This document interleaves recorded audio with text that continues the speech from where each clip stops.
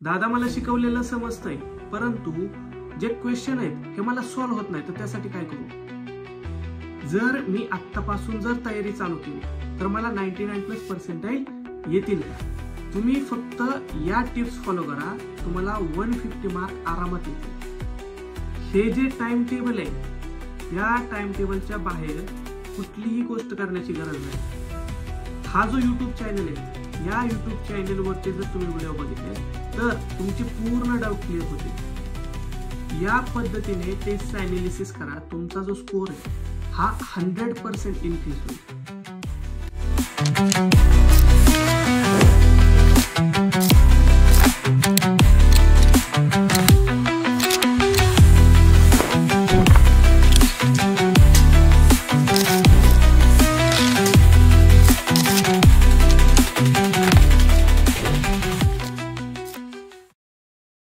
तर नमस्कार विद्यार्थी मित्रांनो, पुन्हा एकदा स्वागत आहे तुमचं माझ्या या युट्यूब चॅनलमध्ये.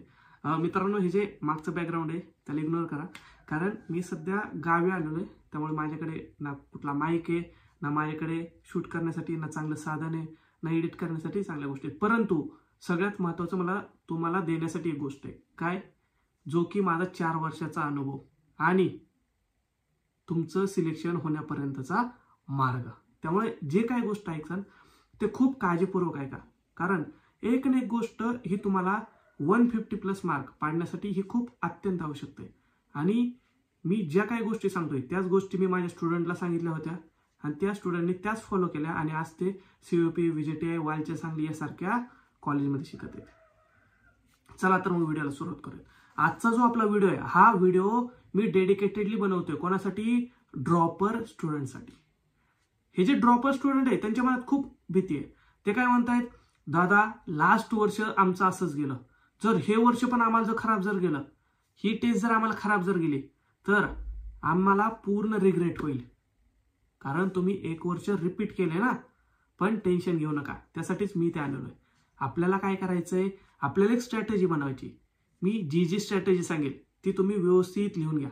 सगळ्यात पहिलं, आपल्याजवळ सध्याला टाइम किती रे? सगळ्यात महत्वाचा प्लस पॉइंट ड्रॉपरकडे सध्याला काय आहे की रेग्युलरची मुलं सध्याला काय करणार, बोर्डची तयारी चालू करणार. मग तो त्यांचा जो 1 ते 1.5 महिना आहे, हा 1 ते 1.5 महिना ते बोर्डच्या तयारी लावणार आहेत. त्यामुळे तो आपल्याला टाइम भेटणार आहे. त्यामुळे ती जी रेग्युलरची मुलं आहेत, ही रेग्युलर मुलं एप्रिलच्या अटेम्प्टला पूर्ण तयारीत नसणार आहे. म्हणून आपला जो सगळ्यात पहिला जो अप्रोच काय आहे की एप्रिलचं टार्गेट ठेवायचं आहे. कोणीही मेचं टार्गेट ठेवणार नाही. ज्याची तयारी 0 आहे आत्ता, मी अशी स्ट्रॅटेजी सांगणार आहे, त्या 0 पासून आपल्याला 99 पर्यंतचा प्रवास तयार करायचा आहे. आपल्याजवळ सध्याला टाइम किती आहे?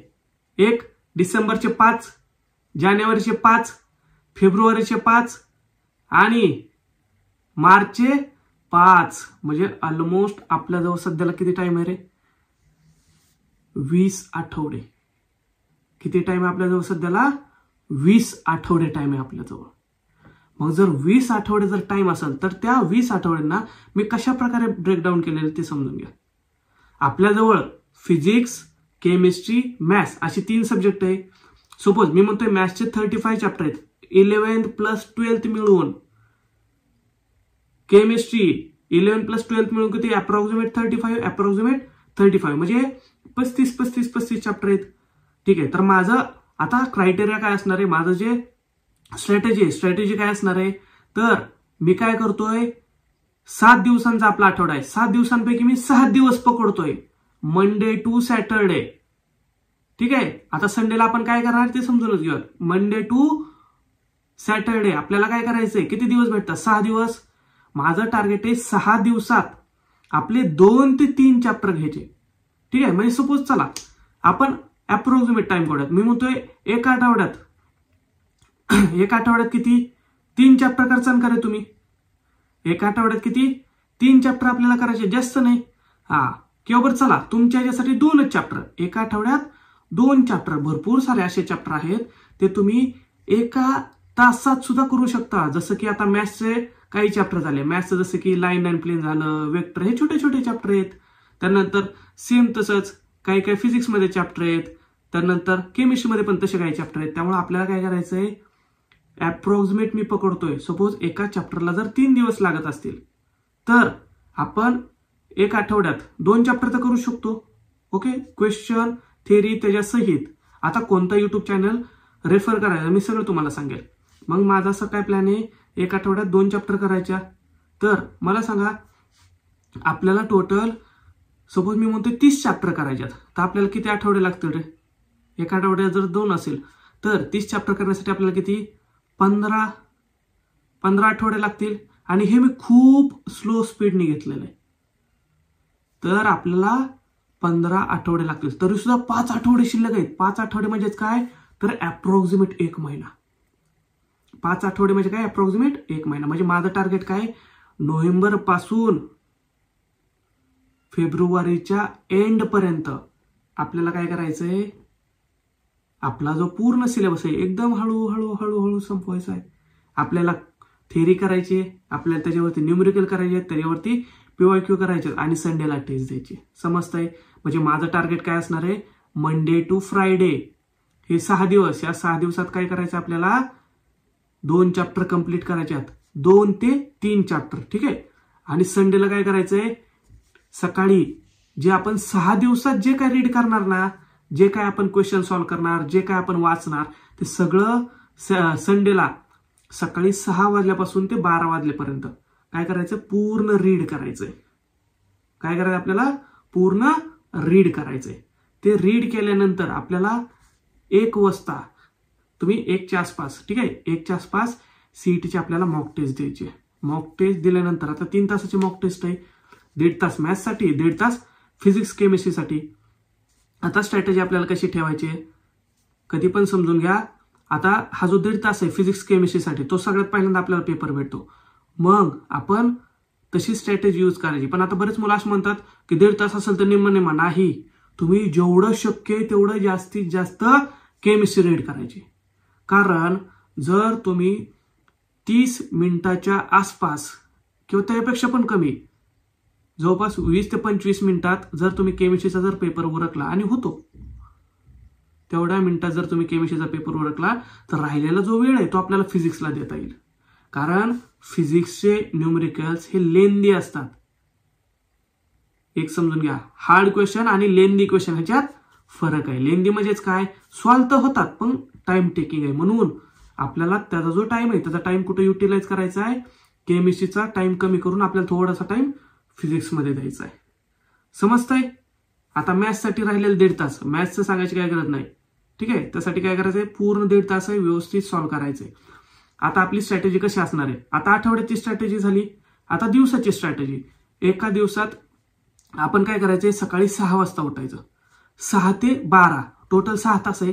त्यातले आपण 3 ते 3.5 तास पहिले अभ्यास करायचा. मग ते 3 ते 3.5 तास अभ्यास करताना सगळ्यात सुरुवातीला केमिस्ट्री घ्यायचंय. ठीक आहे, म्हणजे 6 ते 12 ह्याच्यात पूर्ण केमिस्ट्री करायचे 3 तास. मग त्याच्यात 1.5 तास तुमचं रिडिंग असेल, त्यानंतर थोडंसं चालून यायचं, परत आल्यानंतर परत क्वेश्चन सॉल्व्हिंगला घ्यायचे, त्यानंतर परत जे काय वाचलंय ते एक ब्लँक पेज घ्यायचं. तुम्ही सकाळपासून काय वाचलं एक ब्लँक पेज घ्यायचं, लगेच 11 साडे11च्या आसपास पूर्ण लिहायचं. हा ठीक आहे, मी आज हे वाचलं का, ओके, त्यानंतर हे वाचलं का, ठीक आहे, अच्छा मला ही कन्सेप्ट आठवत नाही, परत थोडी बघायची. तुमचं हे पूर्ण टार्गेट 12 वाजेपर्यंत केमिस्ट्री झालं. त्याच्यानंतर पुढे 12 ते 5 वाजेपर्यंत काय करायचं, तुम्हाला मॅथ्स घ्यायचंय.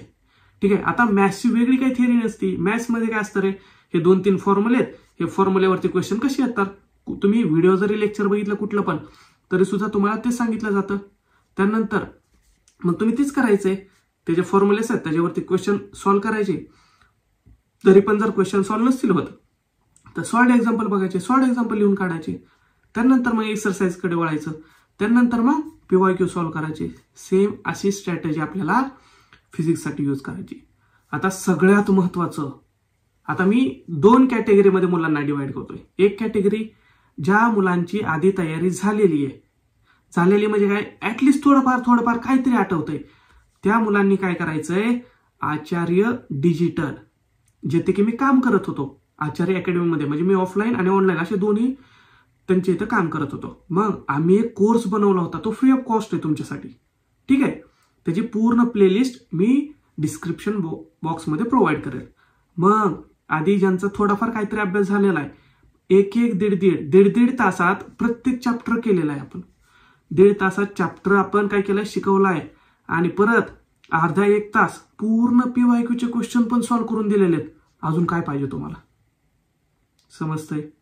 मग ज्यांचा थोडाफार अभ्यास केलाय त्यांनी काय करायचं, आचार्य डिजिटलची जी प्लेलिस्ट आहे पूर्ण A to Z चॅप्टर सगळे तुम्ही तिथून बघू शकता आणि जास्तीत जास्त क्वेश्चनची प्रॅक्टिस करू शकता. त्याच्यानंतर दुसऱ्या कॅटेगरीची मुलं की दादा मला काहीच आठवत नाही, म्हणजे 0 आठवतंय, मग त्यांनी काय करायचंय, आता मॅथ्ससाठी तर खूप पूर्ण लेक्चर बघायची गरज नसते. जसं की आता लाईन अँड प्लेन असेल, वेक्टर असेल, त्यानंतर अजून छोटे छोटे चॅप्टर आहेत आपले, ठीक आहे, स्ट्रेट लाईन वगैरे.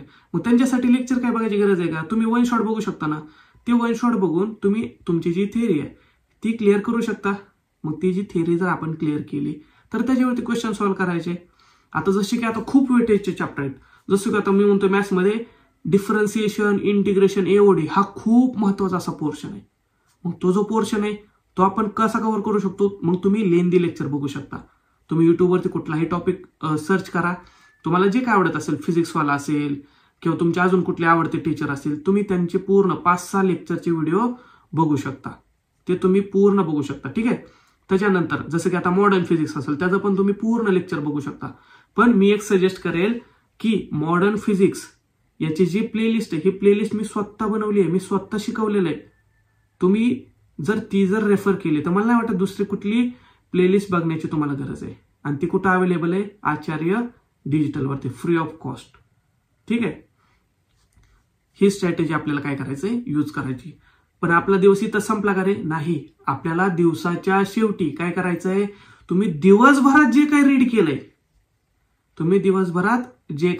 केलंय, सॉल्व्ह केलंय, ते सगळं 10:30 वाजता बसायचं. 10:30 पासून 11:30 1 तास, ठीक आहे.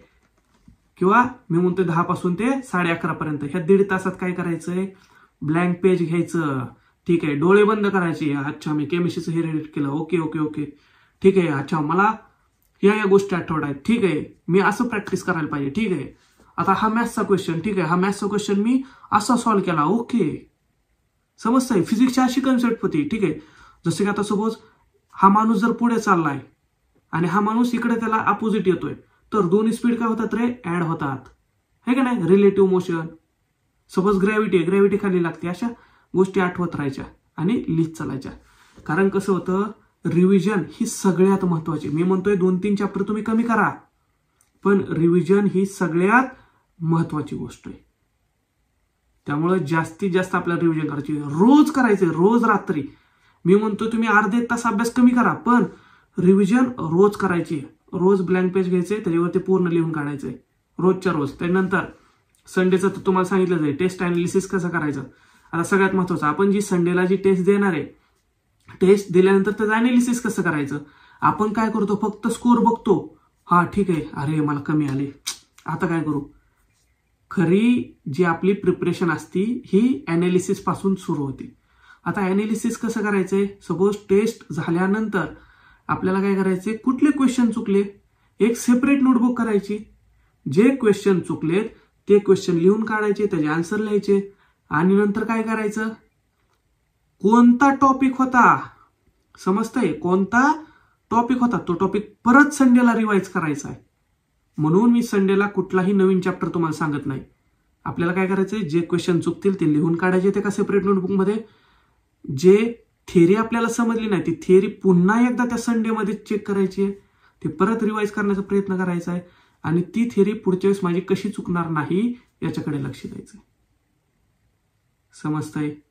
आता माझा जो ही जी प्रोसेस आहे, या प्रोसेसनी नोव्हेंबर पासून ते फेब्रुवारी एंड पर्यंतचा माझा पूर्ण हा सिलेबस संपेल आणि खूप छान अशा पद्धतीने संपेल.